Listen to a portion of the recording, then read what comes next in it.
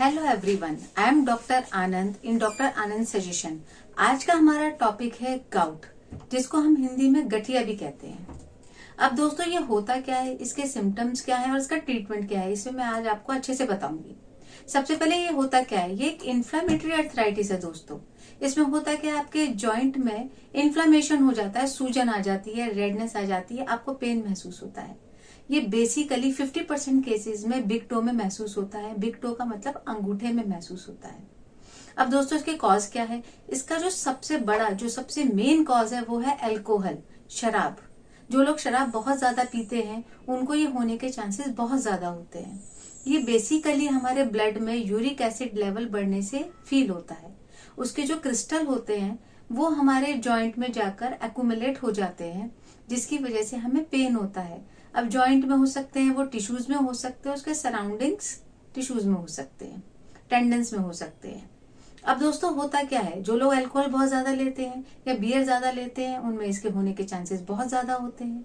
जो ओवरवेट है, जिनका वजन ज्यादा है, उनको होने के चांसेस ज्यादा होते हैं। जो लोग बहुत ज्यादा खाने में प्यूरिन्स लेते हैं, जैसे कि शेलफिश हो गया, लिवर हो गया, उनके होने के चांसेस ज्यादा होंगे।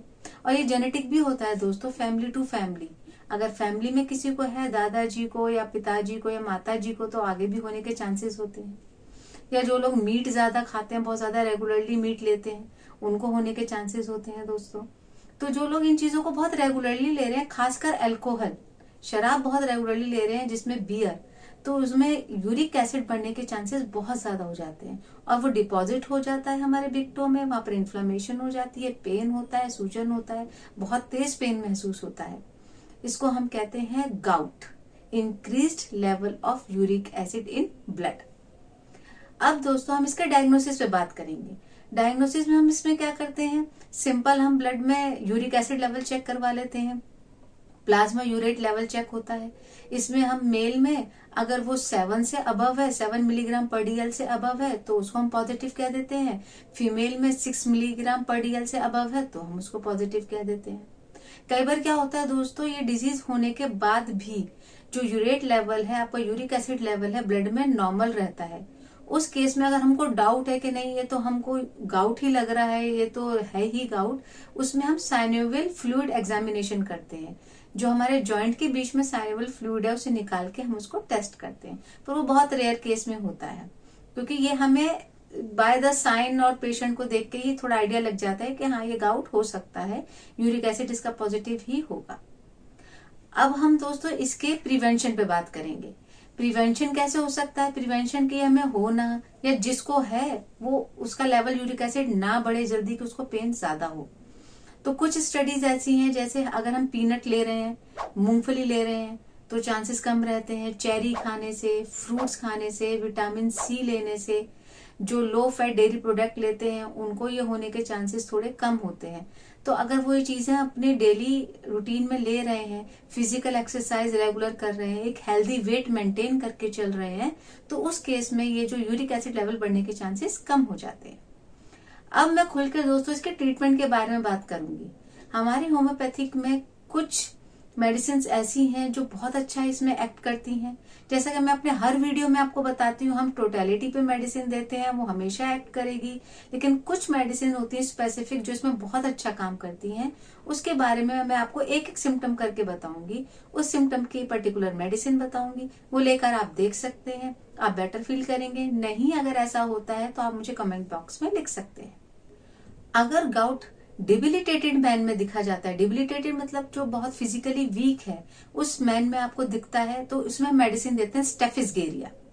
अगर गाउट के सिम्टम्स के साथ आपको गैस्ट्रिक सिम्टम्स भी आ रहे हैं, मतलब आपको गैस हो रहा है, एसिडिटी भी बहुत रहती है, पेट में फुलावट रहती है, गाउट के साथ साथ ये सिम्टम्स भी चल रहे हैं, तो उस केस में हम देंगे एंटीमोनियम क्रूडम। कुछ केसेस में ऐसा देखा जाता है दोस्तों कि अगर आपकी खांसी बढ़ रही है तो आपका गाउट का पेन घट रहा है, और आपका गाउट का पेन अगर घट रहा है तो आपकी खांसी बढ़ रही है। ऐसे केस में हम देते हैं कोलोसिंथ। अगर आप गर्म कमरे में बैठे हैं और सडनली आपको गाउट का पेन शुरू हो जाता है, इस केस में हम देते हैं सबाइना।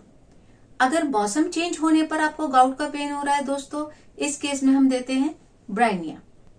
अगर आपके लेफ्ट साइड की बॉडी इन्वॉल्व है, लेफ्ट हैंड या लेफ्ट लेग या लेफ्ट बिग टो या लेफ्ट हैंड के थंब में आपको पेन हो रहा है, उस केस में हम देते हैं दोस्तों फॉस्फोरस।